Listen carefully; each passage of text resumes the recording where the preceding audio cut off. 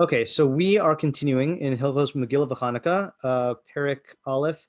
Now, yesterday we ended on halacha ches, and I noted that there's a bunch of stuff in the footnotes that deal with this case of the Sheni and the Chamishi and the city that doesn't have 10, and I kind of like was on the fence about whether to go into that. I kind of want to veto that option and say that let's move on, because I feel like if we start looking at all of these sources here, we're going to get bogged down in this one halacha for like a half an hour, and I'm just not in the mood to do that, and I want to make sure we finish.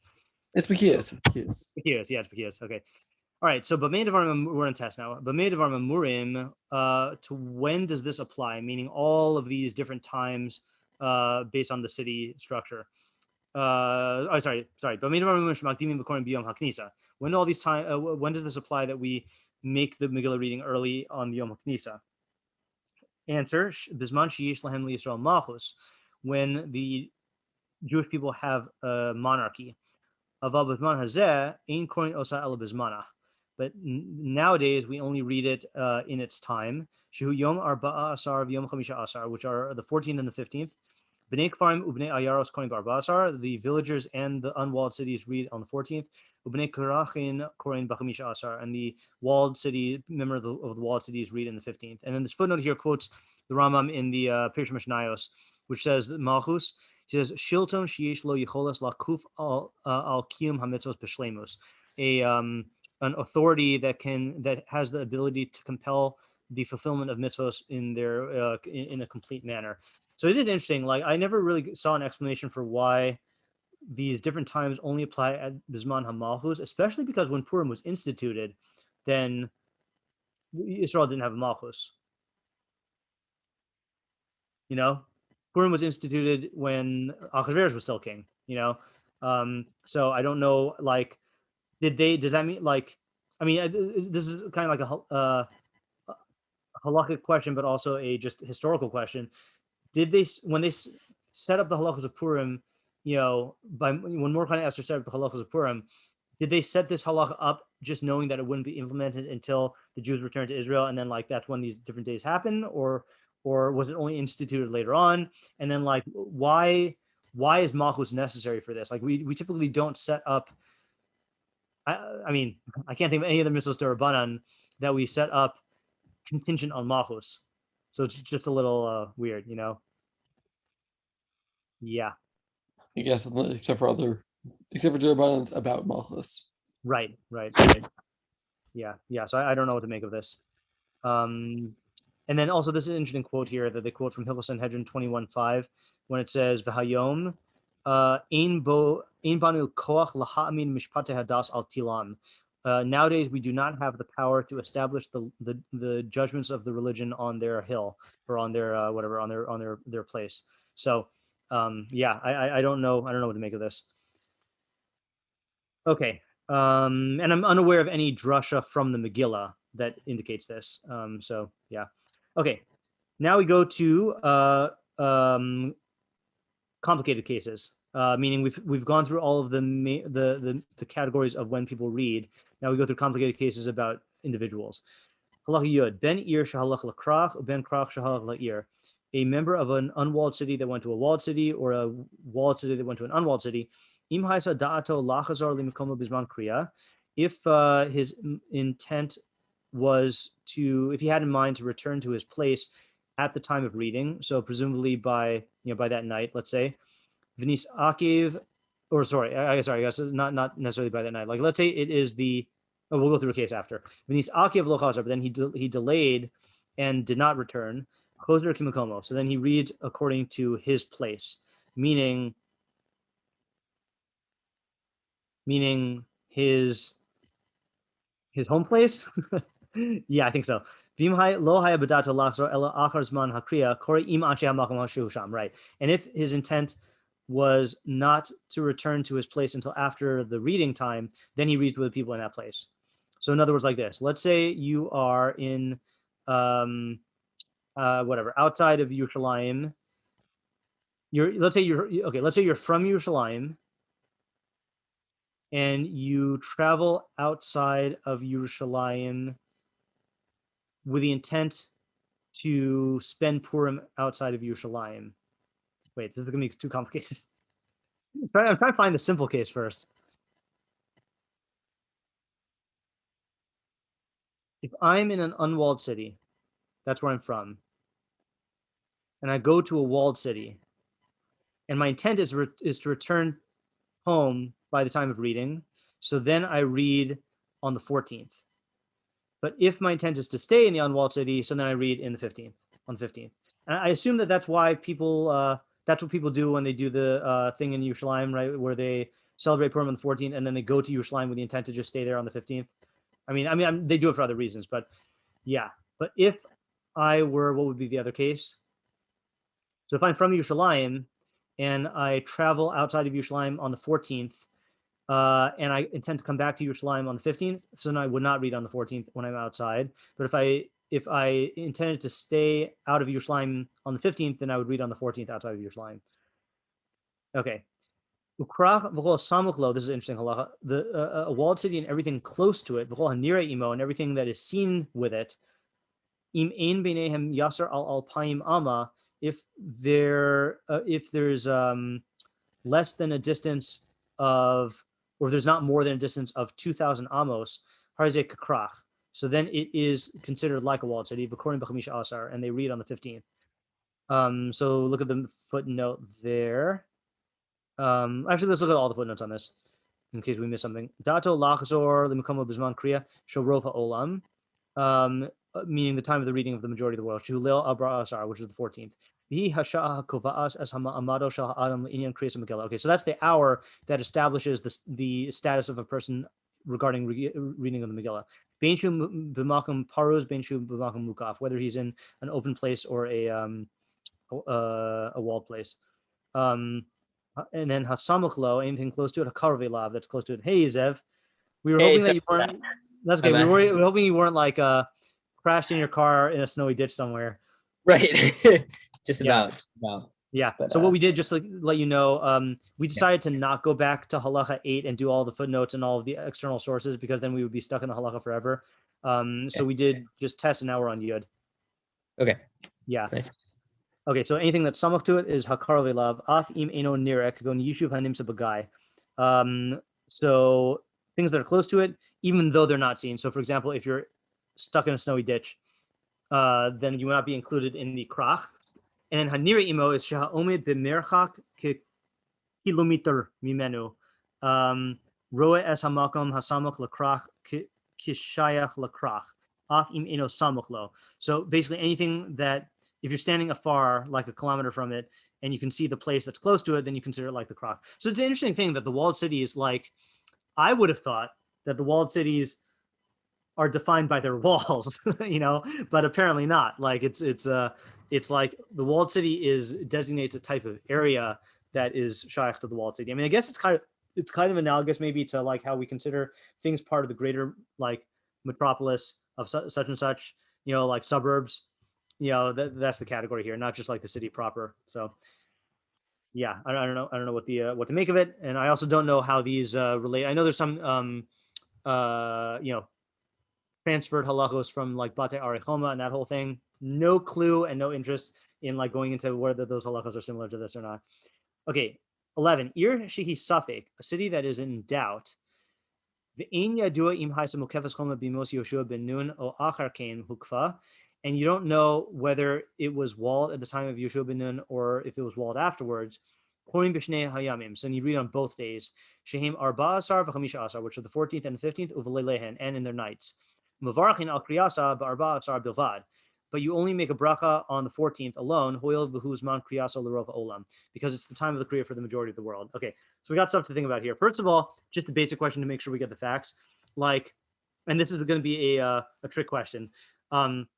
Like what exactly qualifies as something that is a suffix, whether it was walled during Yeshua ben Nun's time or not? Like, let's say, like, does that mean that if I'm in an ancient city in the Middle East and like thousands of years have passed and it's possible that it was walled, it's possible it was not walled, then I'm in suffix? Like, does it mean that, like, let's say I'm in an ancient site where I know that there was an ancient city and we think it's not walled, and then I find a stone that was used like from walls, does that throw the city into suffix? So like, what's the answer to that?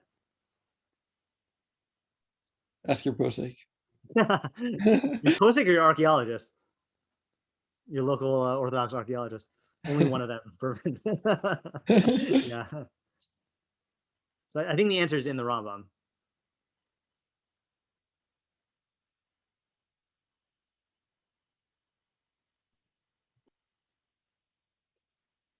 Is it like if it's not known, like no one knows really? That's that is a logical possibility, but I don't think that's what the Rambam is saying. So I think he says, "Irshi hisafek ve'in yudo im haisa mukefes kol mabimos yushu binun o achar kin hukva," or if it was walled afterwards. So I think it must have to be a city where it is a walled city, but you just don't know when the wall was built. But if it was an unwalled city now, then that doesn't make it a suffix, And I guess there is maybe a question of if you do know that there is an ancient wall, I guess that has to do with how you regard archaeological evidence when it comes to halakhic data, but like certainly I could see it being a halakhic category if it's walled now. So then and you just don't know when the wall was built, then it's in suffix. But I once looked that up, whether there were walled cities in South America that were there during the time Yeshua ben Nun, and I don't remember what the answer was, because like some of those empires are pretty ancient, but I mean Yeshua is very ancient, so I don't really know. It'd be fun to read, go there to celebrate Purim. I'll have to find out. I'm sure there's a Wikipedia article on like oldest walled cities. Okay, so then the next part is also weird. So what's weird about that?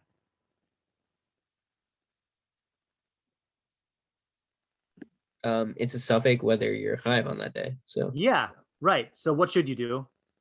No bracha at all. No bracha, right? I mean, I think it should be a suffix bracha to hakel. Why do we go by the rov ha'olam? Yeah. Right. If we're going by the rov ha'olam, why don't you just do that for the mitzvah? Exactly. Right. That's a good question. Yami manavshach.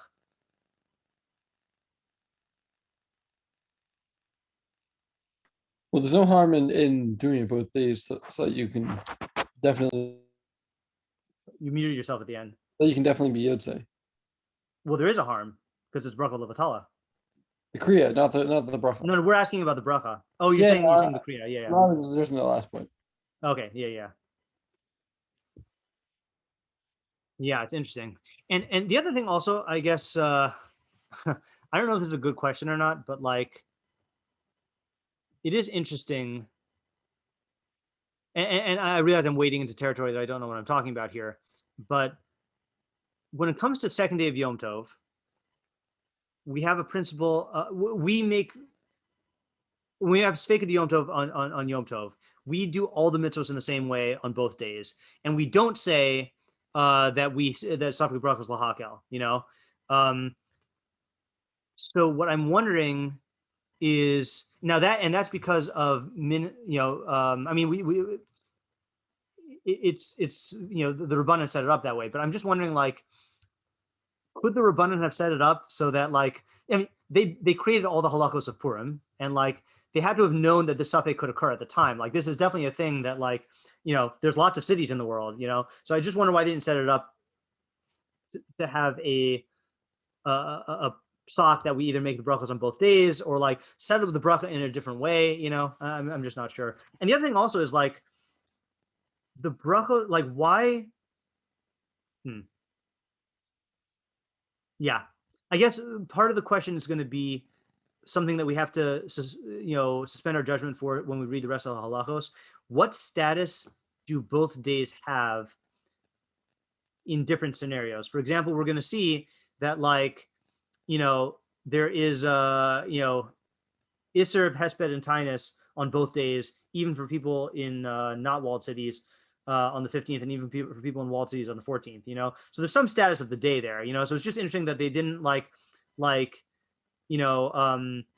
establish the brachos to be said on like the day. Let's say, for example, because a mitzvah is on the Kriyas of Megillah, so I can understand why that follows the Kriya. But let's say Sha'at Nisim, like, why can't you say that on both days? Like, they said that you say that on every day on Hanukkah, and there were Nisim done on the 14th and on the 15th. So why don't you say Shabbos Nisim on both days? Like Stam, like it's a question more on like how they set up the institution of the 2 days and like what reality and status each day is given, and what day is just assigned for certain mitzvahs. Well, it seems like based on what we said yesterday, that there aren't. I mean, it's you can't. There's nothing. The day doesn't do anything if there's no reading being done on it. Like it's all an extended of Kriya. Yeah, we did theorize that, right? But I think this Hesped and Tinus though still applies on both days, and then we're gonna have to see about the other mitzvahs also. But yeah. Okay, fine. So, but you're right. That would address this question I'm asking now, which is that all the brachos follow the Kriya. Okay, 12. Parus Megilah ba'adar v'achkach ibru beistin es hashana chozrin v'korin osah ba'adar hasheni bismana. So if they read the Megillah in Adar and then Beistin made a leap year, then they would go back and read it again on Adar Sheni in its time. So that is something obviously we don't have nowadays because we know which years are going to be leap years and which ones are not. But back then they could have this. And I guess we're going to have to see also, like, does this mean that you go back and do all the other mitzvahs as well? Here he's just saying you go back and read it. So I can't remember if he addresses that or not. Okay, now we get to Kriya on Shabbos. Ein korin es Megillah b'Shabbos. Gzer shemit lena biyado v'yelach etel mishu baki lekrosa v'yavirenu arba amos b'rshus harabim. So we don't read the Megillah on Shabbos. It is a decree lest someone take it in his hand and go to someone who's a baki to read it, who's an expert to read it.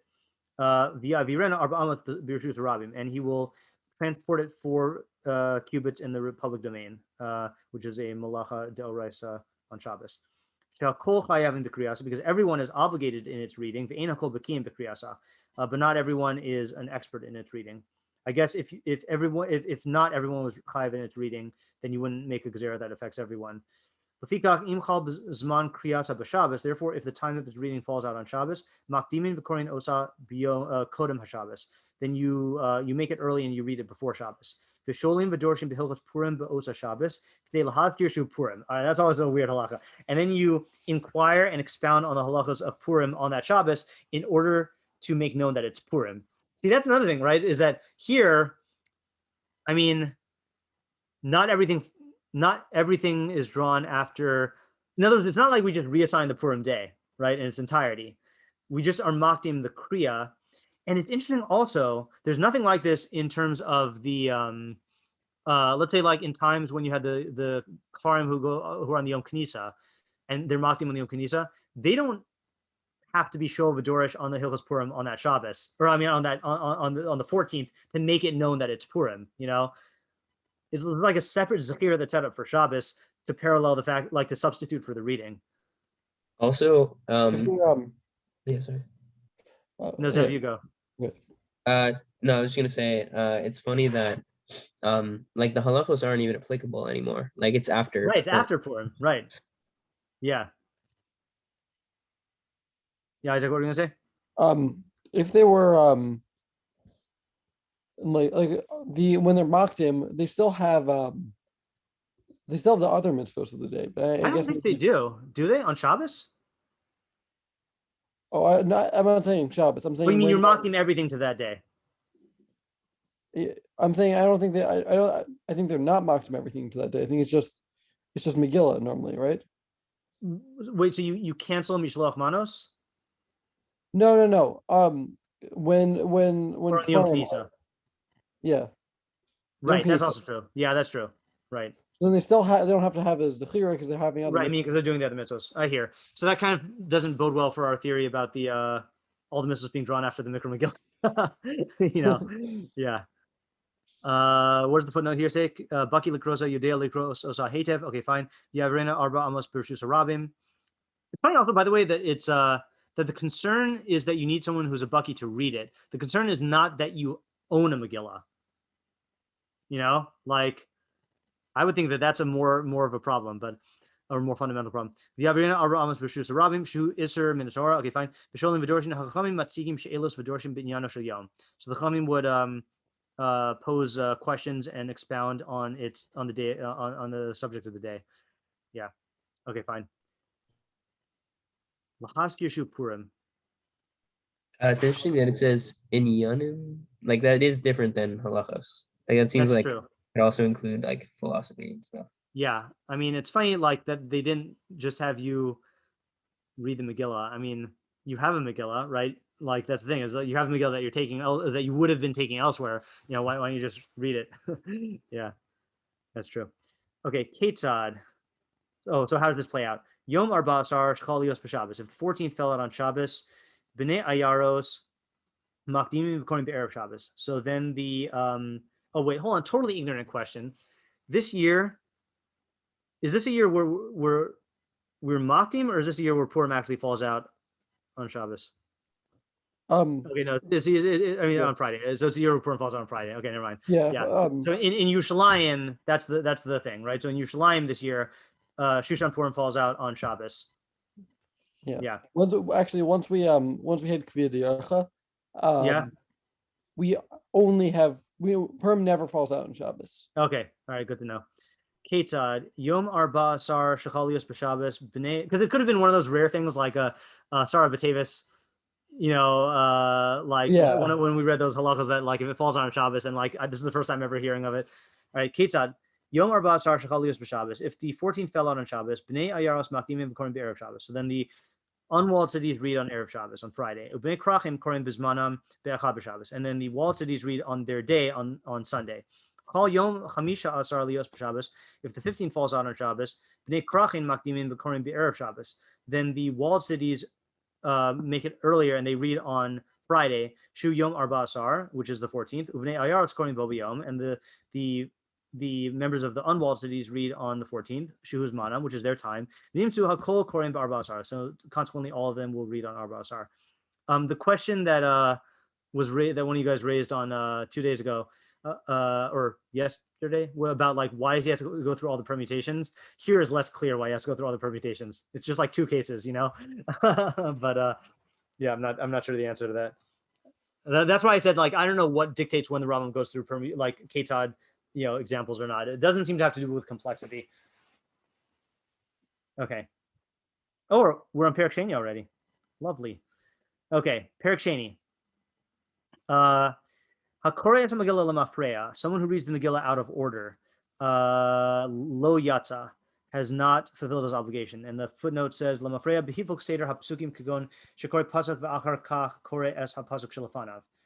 So, even one pasuk out of order would mean that you're reading it out of order. Kara v'shachach pasuk echad. So if you read and then forgot one pasuk, v'kara pasuk sheni lo, and then read the pasuk second to it, v'chazar v'kara pasuk sheshachach, v'chazar v'kara pasuk shlishi lo yatsa mipnei shu kara pasuk echad lemafreya. Okay, let's break that down. So let's say I read pasuk aleph. Sorry. Let's say say I read pasuk 1, and then I forget pasuk 2, and then I read pasuk 3. And then I go back and read pasuk 2.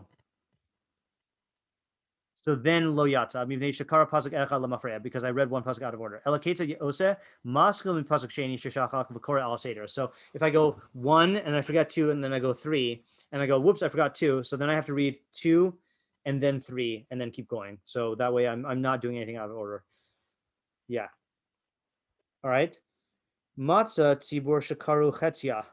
If one found a tzibur that it read half of it, meaning half of the Megillah, lo yomar, you should not say, ekre chetzi ha'achron im hatzibur, ve'echzor ve'ekre chetzi rishon. I will read the second half with the tzibur, and I'll go back and read the first half, shezeh korei lamafreya, because that's reading out of order. Ela korei mitchila ve'atsof al seder. Rather, you should read from beginning to end al seder. Okay, so the question is, why is that a separate case? Like, isn't that like obvious?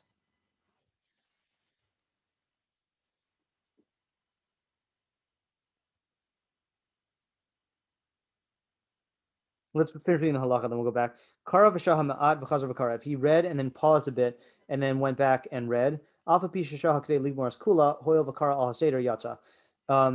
Even though he paused for enough time to complete the entire thing, which in some cases is a hefsek, then since he read it in order, then he's yote. So that's also an interesting thing. Since he read it in order, then he's yote. Like, it's weird that this is even in this halacha. Okay, so we've got two questions. First question is, why do we need the first half of this halacha, given what he said in the previous one? Secondly, is apparently the fact that you read it in order is what makes a large break not an interruption. And how does that work? Well, I mean, that is normally how you read. Like, you read and then you can stop and you come back to it. Right. Like, that is a normal way of reading. But if you like read, sentences out of order, then Right. you're not really reading That's properly. true. I guess in order to establish whether this is a good question, I guess we have to look at. I'm not familiar offhand which other phenomena are considered a hefsek if you were shaha kadei ligmoras kula.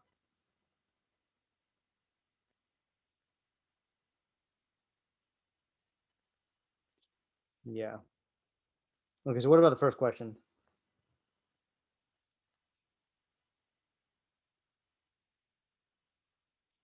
I mean, one factual difference. I don't know if this makes any difference. One factual difference is in halacha aleph, he's talking about you are reading.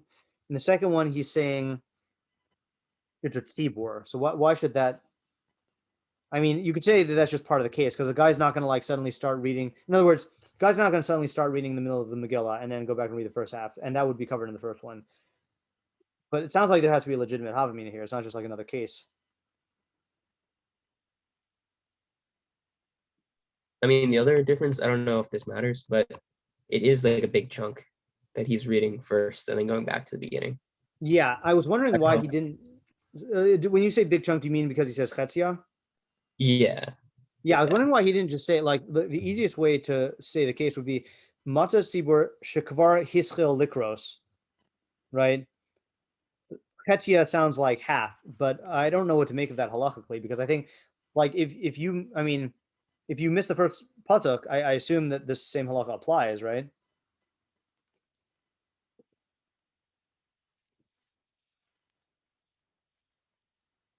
I'm sure the Achronim take this up. Lo yomer ekrech chitzi ha'achron ima tzibur v'exor v'ekrech chitzi rishon shezeh komer lo freya.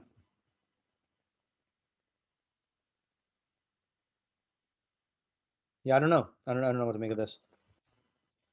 Okay, next. Hakorias Megillah al peh. One who reads the Megillah by memory. Lo yatsa yidei chavasa, has not fulfilled his obligation. Doesn't the Rambam have a weird shita about that with a Sefer Torah? Have you heard of this?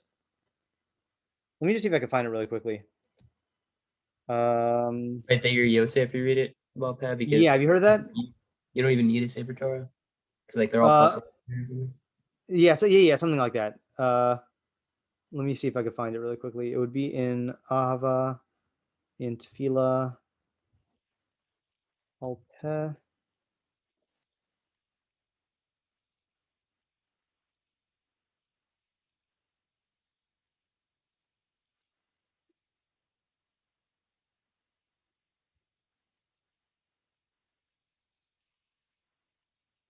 Maybe it was in a tshuva that he wrote it.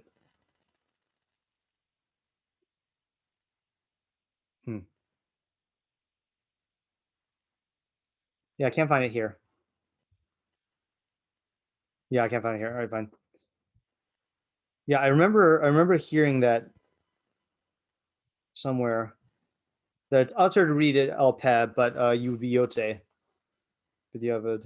All right. Anyway, where were we? Okay, so of course, Megilah al peh lo yatsa yidei chasa halois sheshama es hamagila haksuva b'lashon hakodesh uvichsav hakodesh. So a foreigner who heard the Megillah that was written in Lashon HaKodesh and in Ksav HaKodesh, Alpha Pi She'eno Yodea Ma Hinomrim Yata Yidei Chavaso. So even though he doesn't know what they're reading, then he's Yote. I mean, it's a strong havami. I mean, I feel like we take it for granted that like your Yote stuff you don't understand, you know? Also, why is it like Hain? Like it's weird that it's in plural. I don't know. Where's the Hain? Oh yeah, Ma Is it Hinomrim. Yeah, right. That's true. Yeah. V'chein im haisa ksuva Yavanis ushma'ah yata. Also, if it's written in Greek and he heard it, he's yote. Alpha pisha eno makir, even though he doesn't recognize it. Vafilo haya hashomea ivri, even if the one who heard was a Hebrew, presumably Hebrew speaker. Let's look at the footnotes on this one because these are the weird cases that we want to go through. Lois is dover safa zara, someone who speaks a foreign language. Lashon hakodesh kriya ivris, Hebrew reading. Lashon hakodesh b'ksav hakodesh ktuv be'ivris umuvuta be'ivris. So it's written in Hebrew and read in Hebrew. Lamashal hamila sefer he b'lashon ivris kara sefer about b'ksav latini. Okay, fine. So that's just like a transliteration is what he's saying. Haisa ksuva Yavanis, if it's written in Greek, b'ksav uvelashon. B'tchila hitir lichtov b'Yavanis b'dome l'ksav hakodesh mishum shnis partim etzlam hatanach sheturgam l'Yavanis b'tirgam hashivim. That's interesting. I didn't realize it was then. In the beginning, they permitted it to be written in Greek, similar to in Hebrew, because the Septuagint was translation of Tanakh into Greek was popular then. And this language became like their language. And it was even chashuv in their eyes, important. But now kosvin sifrei Torah rak b'ksav ashuri. They only read the Torah in the Ashuri, the Assyrian script, which is what we call Hebrew writing, because Greek has already been forgotten from the world, and it's become corrupted and lost. Yeah, I have no idea what the difference is between ancient Greek and modern Greek, and like at what point it changed into other stuff. I imagine it's probably like the difference between ancient English and modern English. Yeah, it's possible. It's possible it's even worse. I don't really know. Wait, he's saying because it was lost, you can't write it in modern day Greek. Yeah. So apparently the language was had its status because of its social identity, not because like the language had any intrinsic properties, which is interesting. That's what the footnote is saying, at least. Rambam doesn't say that here. I mean, wait, can you read that?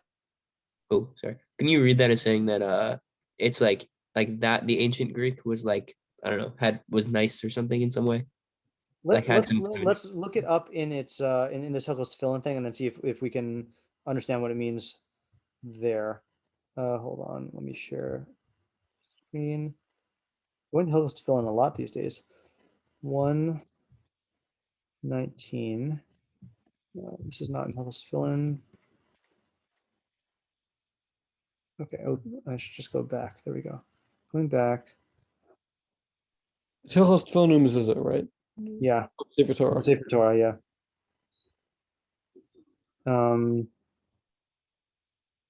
Yotes. Inkosvin tefillin mezuzah ela b'ksav ashuri. Okay, so we only write tefillin and mezuzos in Assyrian script.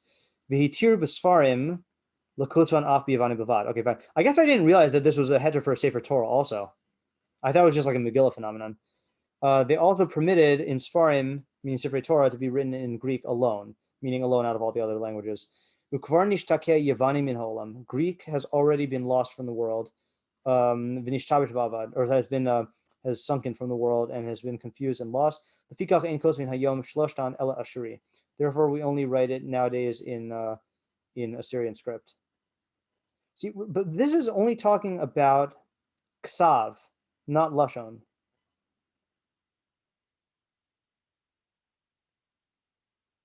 And even the rest of this is only talking about the ksav. So sounds like he's saying that they would write it in ksav ashuris.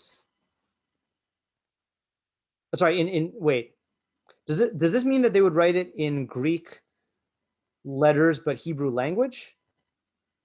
What it sounds like, right? I'm gonna get my footnote version of the Rambam for this halacha.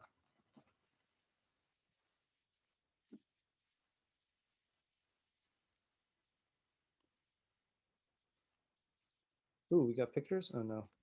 119.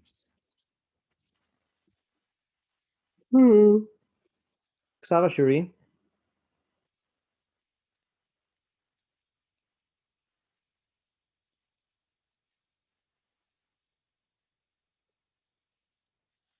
Biyavani.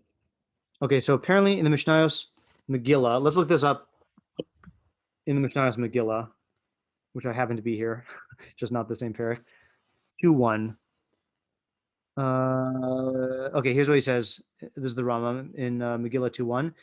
Kasav b'Megilah nizkarim v'nasim kamoshi efshar la'adam lasas malacha b'zman she'avar im lo asa kamokein ein roy lakros as Megilah achar zman kriyasa.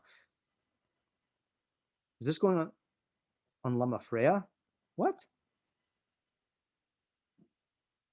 The Dibur Moscow occurs Megilah Lama Freya. Now he's saying, just like it's impossible for a person to do malacha at a time that has passed, if he didn't already do it, so too it's not proper to read the Megillah after the time of its reading. It's not the case of Lama Freya as we have it. Vasal likrosa al peh laomro nizkarim. Okay, and it's usher to read it bal peh because it says nizkarim. Vamar kasov zos zikaron b'sefer. V'shirzo Mishnah upirusha kach kach. Okay, so here's the explanation of the Mishnah. I don't know what he was saying then. Ivri shikara targum b'chol lashon lo yatsa chutz milashon Yavani. So a Hebrew speaker who read it in translation in any language is not yotze unless it was in Greek. Well, korin otzar leloazos balaz, but you can read it to foreigners in their foreign language. We'll see that in a second. V'hushitiye ksuva balaz. That's provided that it's written in foreign language, in foreign script. Kadei shelo tehe kriyaso al peh, so that its reading is not bal peh. So regarding the fact that Greek is different from other languages, because it was understood by them. That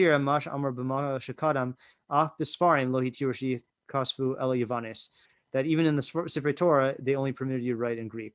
That's because they translated the Torah into Greek for Talmud Melech. And then that translation became well known. To the point where that language became to them like their language. And it's like it was Hebrew. And therefore, likewise, Greek is kasher for all people.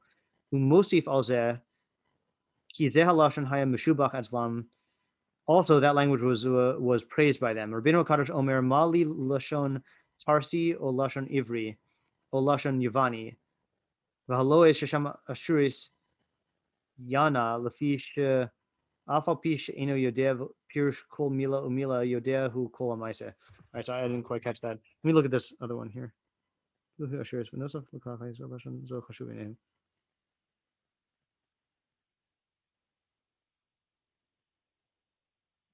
Yeah, so this footnote quotes the Kafach when it says that Greek has been lost from the world.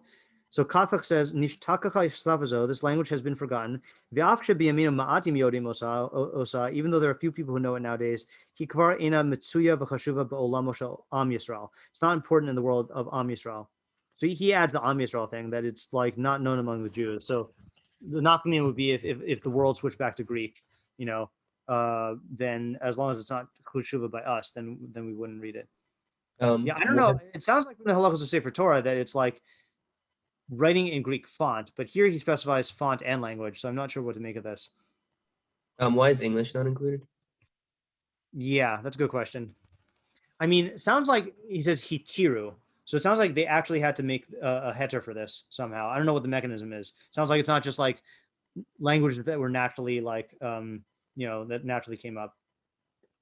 I also don't know, like, because Greek was after the Megillah story, so it doesn't sound like this was part of the original Takana. So I don't even know what the mechanism of heter is. Because it went next after Greeks were the next ones after the Hebrews. I also don't know. I bet you could find like scholarly articles on like Megillahs written in Greek and how popular it was. Curious to see that. Okay, Gimel. No, we just did Gimel. And we just did Dalet. No, we didn't do a Dalet. Was there a question here that we didn't answer? Oh, so just so Hebrew. If it's written in Hebrew, you're yotze even though you don't understand it. And same thing for Greek. But yeah, okay, fine. That's all he said so far. All right, Haisa Ksuva Targum. It was written in a different language, or sorry, in Aramaic. O b'lashon acheres milashonos hagoyim, or in some other non-Jewish language. Lo yata yidei chovaso b'kriyasa ela hamak yorsa lashon bilvad. So the only one who is yotze is one who understands that language. That's provided it's written in the script of that language. So this is different than the Sefer Torah. About im haisa ksuva b'ksav ivri, but if it was written in Hebrew script, ukara'a aramis la arami lo yata, and you read it in Aramaic to an Aramaic person, Aramean, then you're not yotze. Shnimsa ze kore al peh. So then you're reading al peh. Wait. I'm confused here. It was written in Ksav Ivri, but read in Aramaic to an Aramaic person. Was there an Aramaic Ksav? Like we write Aramaic in Ksav Ivri, or am I misunderstanding something? Okay, I've never seen that. Ksav Ivri, Haksav Ivri Atik. See, and this is the other thing that's kind of confusing me here. Okay, so when he says Ivri, he means Old Hebrew. But if it was written Aramaic in Ksav Ashuri, what would be the Ksav Ashuri is what we have. So then what would be the status of that? It seems like that's considered Ksav Ivri nowadays. Is that the case? I think in most, I'm pretty sure it's like this footnote is saying Ksav Ivri in our as our Dibra Maskil, Ksav Ivri Ha'atik, the ancient Ksav Ivri. So I mean, and Rambam does use Ksav Ashuris and Ksav Ivris as two different things. Right. Yeah. Sorry. I think actually I don't remember, but I think there was something like you're dafka not yotze if it's Ksav, if it's Ivri Ha'atik or whatever. Yeah. So in other words, I guess what I'm wondering about is if you have Aramaic language and Ksav Ashuri. So then what's the halacha there? I feel like that would be fine. Yeah, but does the Rambam say that?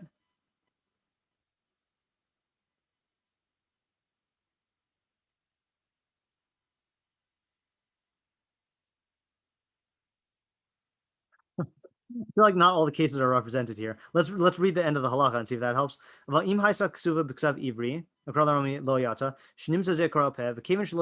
we just read that. Sorry, never mind.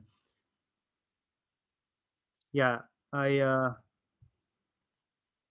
where did he first mention Ashuri? Lashon HaKodesh v'ksav HaKodesh kamu. Kasu b'ivri no. Wait, and Lashon HaKodesh is that a shuri or is that Ivri? Well, my understanding is Lashon is Ashuri and Ivri. When you distinguish between the two, is only a distinction in script, not a distinction in language. Okay, so Lashon HaKodesh is the okay. All right. Lashon HaKodesh is what we have that we're seeing on screen. That's Lashon HaKodesh and Ksav Kodesh. But then, this is where I'm confused. Well, yeah. About im haisa ksuva b'ksav ivri. If it was written in Ivri script, which is not the same as Ksav HaKodesh and not the same as Ksav Ashuri, like he says in Sefer Torah. So I assume it's in the Ivri script. Ukra arami arami lo yata. So it sounds just like by implication that if it was written in Ksav Ashuri, if it was Aramaic language and written in Ksav Ashuri, then it would be Yotze if you read it to an Arami, because that is this case of Haisa Ksuva Targum, but it's in Lashon HaKodesh. Okay, yeah, that makes sense. Or it's in Ksav Kodesh. Okay, good. Hakores Megilah below Kavana lo yata. If you read one who reads the Megilah without intention is not Yotze. Ketad. How so? Haya Kosva o Dorsha o Magiha, if he was writing a Megilah or expounding a Megilah or correcting a Megilah, im kivin libo latzeis bekriya zo yata. If he had intention to be yotze with his kriya, then he was yotze. Im lo kivin libo lo yata. And if he did not have intention to be yotze lo yata, then he did not fulfill his obligation. Okay, so this is when he says kavana, then he means kavana to be yotze, like kavana for mitzvos, not kavana like understanding the Pirush Milos, because that we talked about earlier. And he does not need understanding of the Milos to be yotze.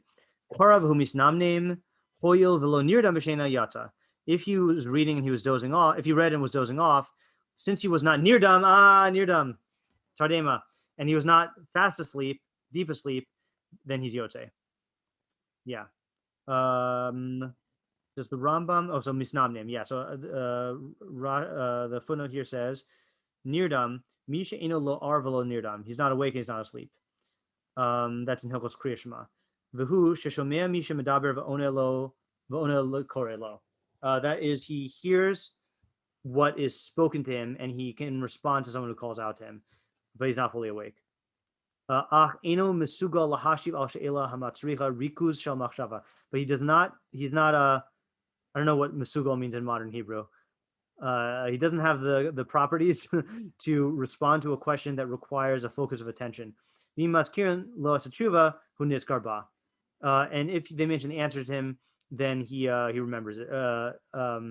He remembers it. So this is like, I mean, I when I'm explaining this in high school and I quote this Gemara, then I say that like everyone knows that state, that state where like some kid who's like dozing off in class, and like if the teacher says his name, he'll respond, and like if they ask the kid a question, he won't be able to give like a comprehensive answer, but he'll recognize the answer when it's said, half paying attention. Yeah. Okay. Okay, so when does it apply that when we said that if you focus your mind while writing it, then you're yotze? So that's if you are having intent to be yotze in your reading from the scroll that you're copying from to be writing. But if you're focusing on, if you have kavanah to be yotze through the one that you're writing, lo yata, then you're not yotze. You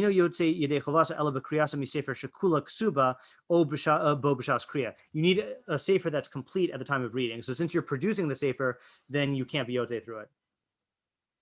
Right. So let's say, for example, unlike I don't know, I forgot if he has this by Kriya Shema, but like if you were writing Sefer Torah and you wrote the parshas of Kriya Shema, then and you're reading it as you write, then you'd be yotze, because there's no halacha that you need to read Kriya Shema from an intact Sefer Torah, but you do need to read Megillah from an intact Megillah, and that's why you're only yotze if you read from the one that you're copying from. Yeah. Okay. Hakores Megillah v'ta'a b'kriyasa v'kara kriya mishubeshes yatsa.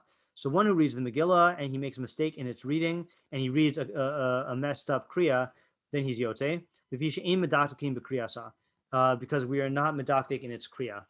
Yeah. So it's funny, like when I guess just being in yeshiva where all the like kriya are medaktik, and we're medaktik on kriyas Torah and kriyas Megillah, I kind of like was astounded by hearing about Megillah readings that were not medaktik, but according to this halacha, like, okay, yeah, Megillah is fine. If you do that with Sefer Torah, that's a different thing though.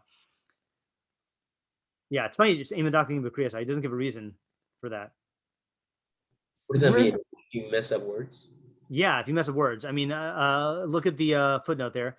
Nechlaku hamafarshim im medubar gam b'ta'uyos sheyesh behen shinoi mashmaos.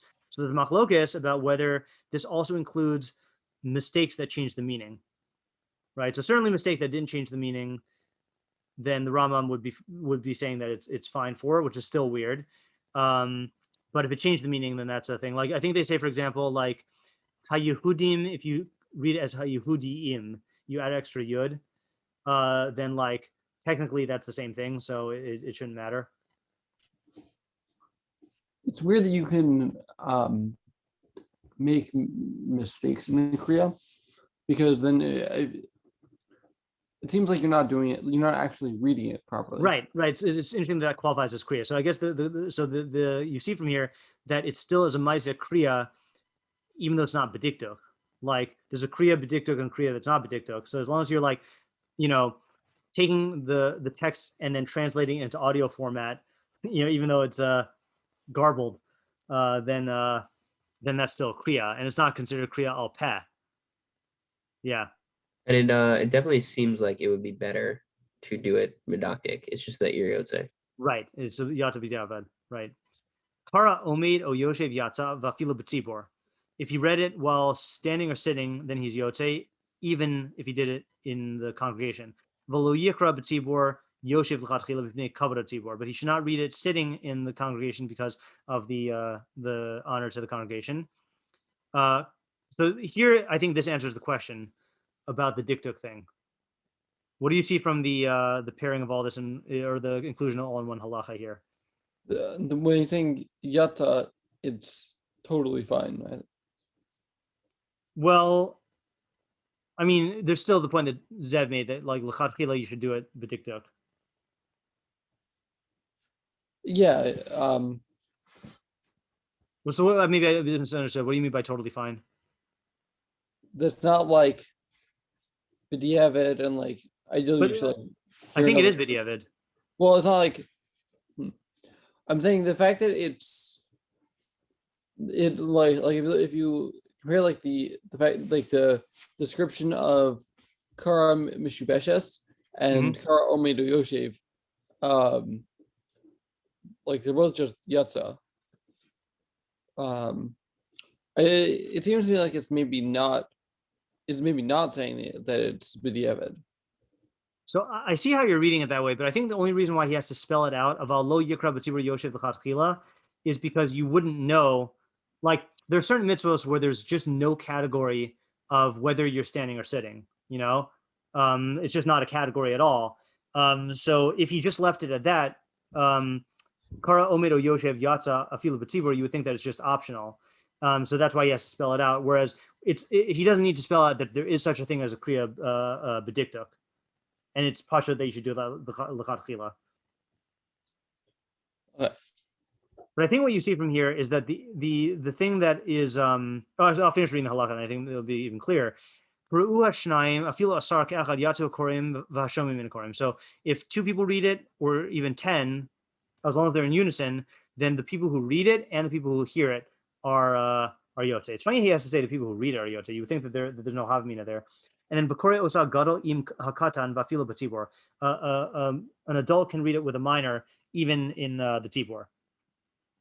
So what's the subject of this halacha?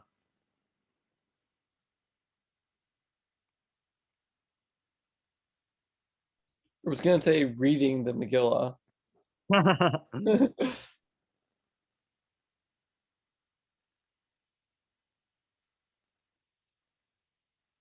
So sounds like it's an idea of the kavod hakriya, right? Of like kriya, the derech hakriya in terms of like, you know, things that would or would not detract from the kavod. So what you see from there also is that from a maisa kriya standpoint, a kriya below diktuk is fine. It's only from a kavod hatzibor type of kriya perspective that it's usher to do l'chatchila and b'diavad is fine.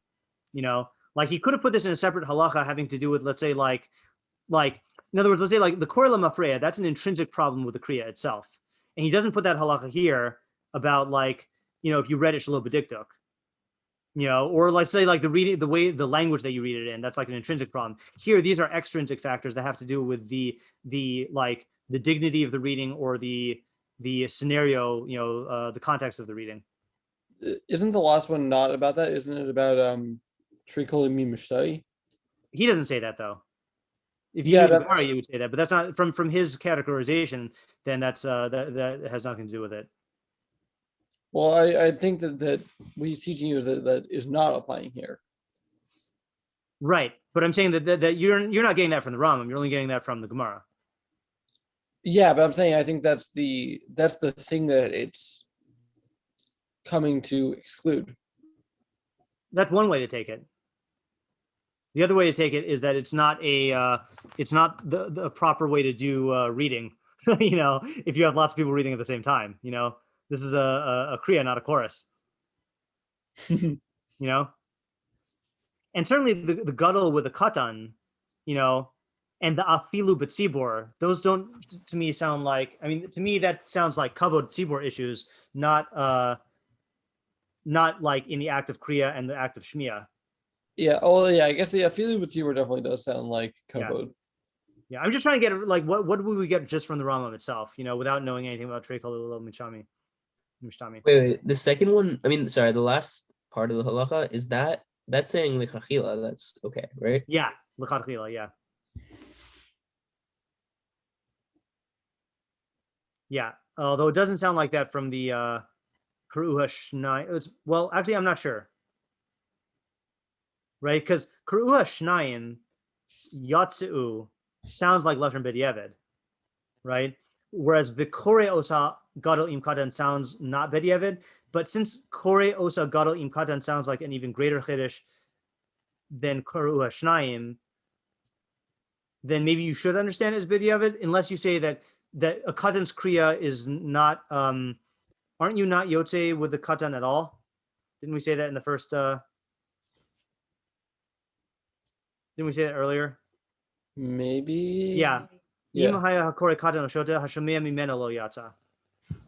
So maybe it's, in other words, maybe it's not a b'diavad thing. It's just that a kid's kriya doesn't even count in terms of like interfering with the way that it's done.